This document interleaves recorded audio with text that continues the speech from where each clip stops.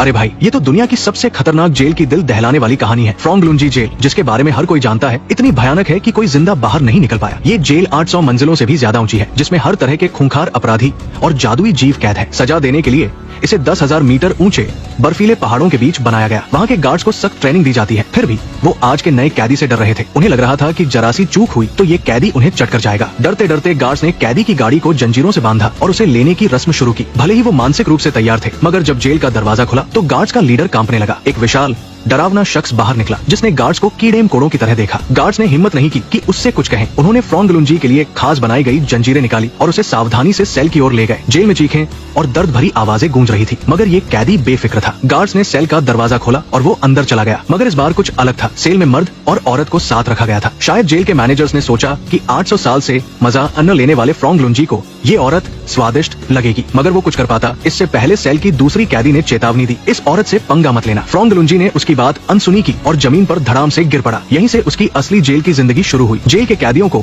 हर दिन 8 घंटे कड़ी मेहनत करनी पड़ती थी। बाहर निकलने का सिर्फ एक रास्ता था, या तो लाश बनकर या फिर जजों को रिहाई के लिए मना लेना। डेविस, एक कैदी, ने 3 साल से अपनी सफाई तैयार की थी। उसने जजों के सामने अपनी कहानी सुनाई कि उसे फंसाया गया। उसने बताया कि उसकी छोटी बेटी का पता नहीं है। जज उसकी कहानी और दुनिया की नाइंसाफी से द्रवित हो गए। वो रिहाई का फैसला करने ही वाले थे कि तभी एक बर्ट सीनेटर, जो जेल का बड़ा अफसर था, दरवाजा धक्का मारकर अंदर आया। डेविस ने उसे देखते ही जोश में आकर उसे पकड़ लिया और अपने साथी को इशारा किया कि अब मौका है। दरअसल वो डर रहे थे कि रिहाई नहीं मिलेगी, तो वो सीनेटर की उड़ने की ताकत का इस्तेमाल करके जेल का शीशा तोड़कर भागना चाहते थे। डेविस के पास अब कोई रास्ता नहीं था सिवाय सीनेटर पर भरोसा करने के, मगर अचानक हुए हमले से सीनेटर भूल गया कि उसके पास पंख है। डेविस के चिल्लाने पर उसने आखिरकार पंख फैलाए और दोनों को लेकर उड़ चला, मगर थोड़ी दूर उड़ने के बाद सीनेटर की ताकत खत्म हो गई और वो मजबूरी में नीचे उतर गया। तीनों जमीन पर गिरे, मगर सीनेटर सिर्फ बेहोश था, मरा नहीं। डेविस ने राहत की सांस ली और जंजीरों को लेकर सीनेटर के साथ बर्फीले पहाड़ों से भाग निकला। उनके जेल तोड़ने की खबर पूरी जेल में फैल गई। कई कैदियों ने भागने की कोशिश की, मगर मैनेजमेंट ने उस कमजोरी को पहले ही ठीक कर लिया था।